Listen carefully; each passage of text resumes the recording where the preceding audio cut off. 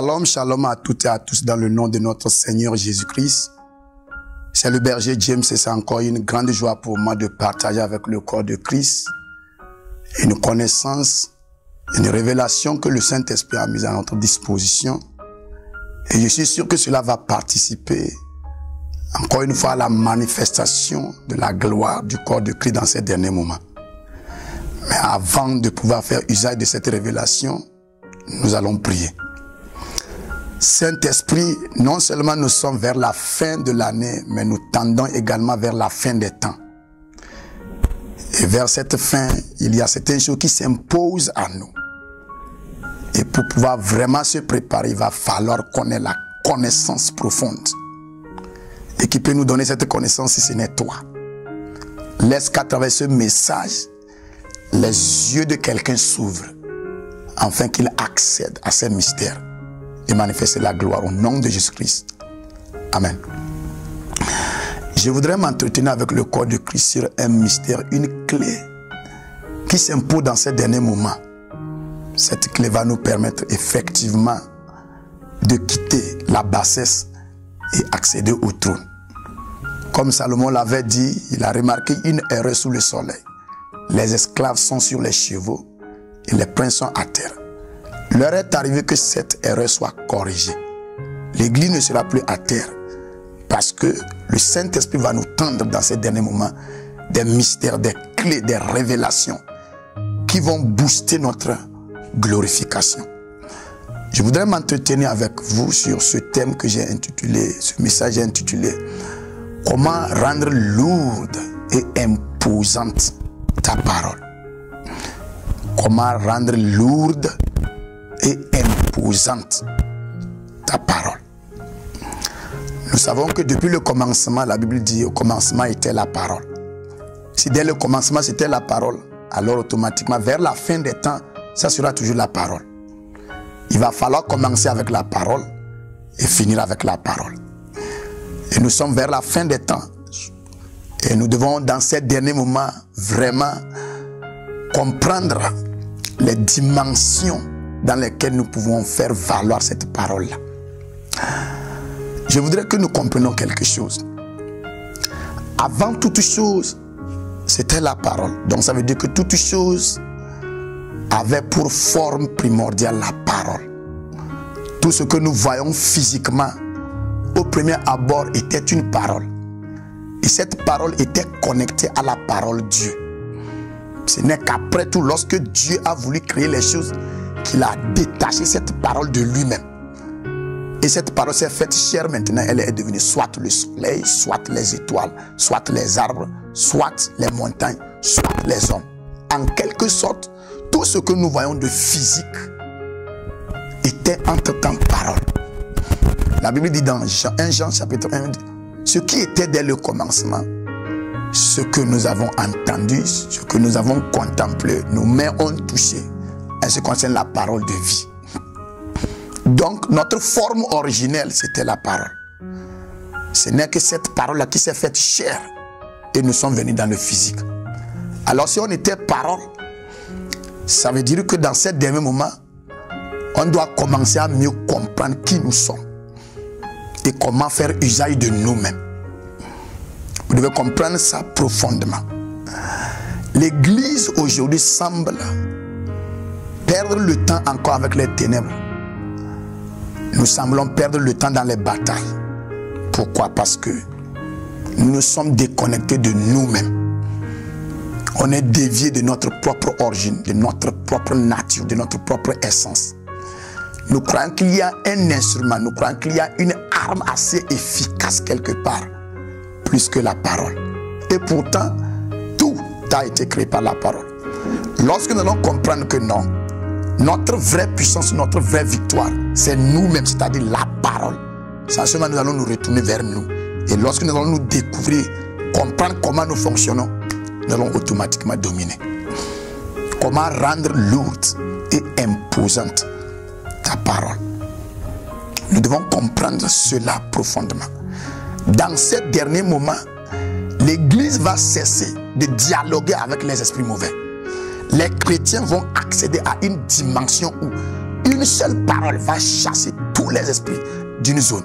C'est ce que Jésus-Christ a manifesté lorsqu'il est arrivé sur cette terre. Il n'a pas pris assez de temps pour calmer la mer. Il n'a pas pris des jours pour changer les situations. Il a fait usage de sa parole et les résultats étaient automatiques. Dans ces derniers moments, jusqu'alors, certaines forces considèrent l'église comme une nuisance. On prend l'église comme c'est quelque chose qui ne vaut rien. C'est parce que on n'est pas encore arrivé à la dimension où on va manifester notre gloire. Et c'est ce qui va se passer dans ces derniers temps. Dans la vie de certains types de chrétiens qui ont si soif de Dieu, ils vont découvrir vraiment que la vraie plateforme sur laquelle on doit opérer, c'est la parole. Maintenant, nous savons que nous sommes la parole. Et nous nous manifestons en tant que parole. Le problème, ce n'est pas que nous ne parlons pas. Le problème que nous avons maintenant, c'est que nous parlons, mais rien ne se réalise. Nous parlons bien sûr, mais rien ne se réalise. Imagine ce moment où un seul chrétien va se tenir comme Élie. Et il va décréter une parole. Et mondialement, la parole sera exécutée, accomplie dans les brefs délais. Tout le monde va courir vers le Dieu de cette personne-là. Et c'est ce que Dieu attend de nous, les chrétiens. Qu'on se tienne et qu'on déclare une parole. Et puisque cette parole aura du poids et de la force, elle va s'imposer et se réaliser. Maintenant, comment atteindre cette dimension? Comment rendre lourde ma parole? La Bible déclare qu'à un moment donné, l'intimité entre Samuel et Dieu était si intense qu'aucune de ses paroles n'était tombée à terre. Ça veut dire qu'en ce moment, lorsque Samuel parle, ça se réalise, ça s'accomplit, ça se matérialise. Une chose que nous devons comprendre aussi, l'être le plus spirituel, ce n'est pas celui qui s'envole dans l'air. Non, plutôt c'est celui qui parle et ça s'accomplit. Et c'est ce que Dieu a démontré.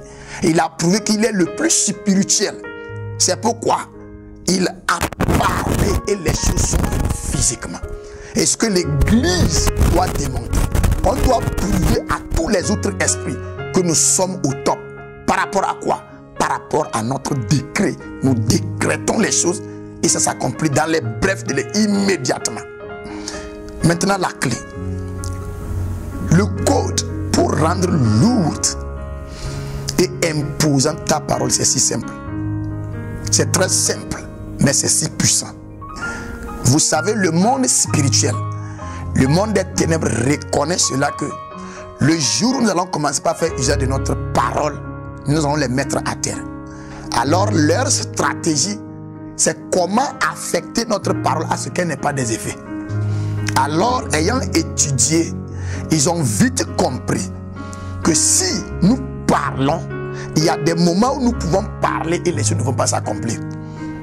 Et ce sont ces occasions-là qu'ils essaient de pousser à ce que nous parlons et rien ne s'accomplit.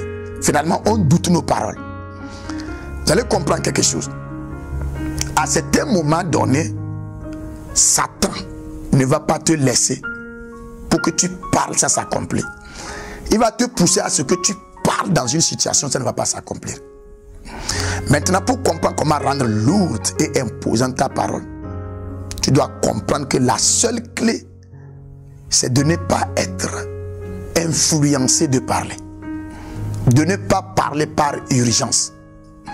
De ne pas se laisser conduire par l'ennemi à parler. L'une des manifestations de la spiritualité, c'est l'autorité, la maîtrise de soi. Vous savez, lorsqu'une situation s'impose et tu parles, tu n'es pas en train de parler avec autorité. Tu es en train de parler avec la pression qui s'est passée. Et cette parole qui sort de ta bouche n'aura pas d'effet. Parce qu'elle émane d'une situation externe de toi. Elle n'aura pas de puissance parce qu'elle n'a pas pris le temps de s'incuber en toi avant de sortir. Elle est sortie d'une manière pressée. Elle n'a pas pris le temps de gagner du poids. Donc, pour parler et que ça s'accomplisse, ne parle pas quand ce sont les situations externes qui te poussent à parler. Bien sûr, les situations externes vont te pousser, vont te mettre dans certaines conditions. Ce n'est pas là le moment de parler, c'est le moment plutôt de concevoir la parole. Donc il y a deux temps. Les situations vont se passer et cela te pousse à incuber la parole. Et quand tu prends le temps de l'incuber, tu lui donnes le temps de mûrir en toi. Tu lui donnes le temps de gagner du poids en toi. Et cette parole gagnant du poids maintenant va elle-même créer une situation où elle va sortir de ta bouche. Quand elle sort, parce que c'est toi-même, quand elle sort, parce que tu t'es engagé à la faire sortir, elle sort avec autorité. Mais si c'est une situation qui te pousse à parler, elle sort sans l'autorité. Donc la clé simple, ne parle pas parce qu'on t'a poussé de parler. Ne parle pas parce que les situations t'ont poussé de parler. C'est pourquoi à ce moment donné, Jésus a refusé de parler quand on le forçait à parler. Il savait que s'il parle en ce moment, sa parole n'a pas encore gagné du poids. Elle n'aura pas d'effet. Voilà la raison pour laquelle Dieu a dit aux enfants d'Israël, vous allez faire un tour par jour les murs de Jéricho sans dire un mot. Vous croyez qu'en ce moment, il n'y avait pas une situation qui les forçait à parler? Si, il y avait des situations. Parce que les Jérichoïtes étaient en train de lancer des paroles, les insultaient. Mais la condition était de faire le tour du mur silencieusement. Ils concevaient mentalement la parole. Ils incubaient cette parole-là. Et ils ont gardé ça. 7 jours, c'était assez suffisant pour que la parole gagne du poids. Alors, ce n'était plus les Jérichoïtes qui les ont poussés à parler. C'était l'ordre de Dieu. Ils ont parlé de leur propre volition. Quand ils ont ouvert leur bouche, la parole et le son qui sortait de leur bouche avaient un poids éternel. Et cela avait la capacité de briser et de détruire les murs de Jéricho. Voilà la dimension dans laquelle notre parole aura du poids et elle va s'imposer. Quand elle ne sort pas parce qu'on nous a poussé à parler, mais quand elle sort parce qu'on n'a plus le temps de la concevoir, de la préparer et de parler. C'est ça qu'on appelle l'autorité. L'autorité, c'est quand tu parles parce que tu as décidé de parler. Ce n'est pas quand on te force de parler, mais c'est lorsque tu parles de ta propre volition. Alors la clé, le secret, le mystère d'avoir du poids sur ta parole et de rendre ta parole imposante, c'est de prendre du temps sur cette parole. Conçois la parole, incube la parole, garde-la. Même si les situations te forcent à réagir, ne rétalie pas, garde cette parole. À un moment donné, elle gagnera assez de poids et de racines. Et elle-même, elle va se pousser. C'est pourquoi dans Ecclésias chapitre 11, verset 3, la Bible dit, lorsque les nuages grossissent d'eau, ils se répandent comme la pluie. Quand les nuages sont pleins d'eau, ils sont déversés comme la pluie. Cela veut dire que lorsque les nuages gagnent du temps à être enceintes d'eau, c'est déversé. Voilà ce que nous allons administrer dans ces derniers moments. Le Saint-Esprit est là pour nous donner la capacité de garder cette parole qui gagne du poids. C'est toi qui dois la rendre une parole imposante en te taisant lorsque les choses veulent que tu parles. Et lorsque tu sais que tu es prêt, tu parles et tu surprends les situations. Dans ces derniers moments, je vois une génération de gloire, une génération de personnes qui vont envahir le monde entier avec leurs paroles imposantes. Ils vont décréter des paroles. Le soleil, la lune, les étoiles vont exécuter. Nous allons retourner au temps de Joël chapitre 2 verset 2. Nous allons rentrer dans la saison de Josué. Nous allons manifester la gloire de Dieu. Je sais que le Saint-Esprit est en train de te tendre des clés pour aller manifester la gloire. Jésus-Christ revient pour une église glorieuse sans tache. Et l'église doit atteindre cette dimension-là par rapport à la parole qui sort de notre bouche. Saint-Esprit touche le cœur de quelqu'un, au moins les lèvres de quelqu'un, donne le poids à la bouche de quelqu'un, circoncit la langue de quelqu'un, permet à quelqu'un de gagner du temps pour incuber la parole de l'autorité. Et lorsqu'ils vont faire sortir cette parole, elle aura des faits immédiats. Je sais qu'à ce moment, Dieu a déjà connecté ta bouche au trône de gloire. Et quelque chose va commencer dès maintenant à se manifester lorsque tu parles. Tu es richement béni par ce message. Shalom.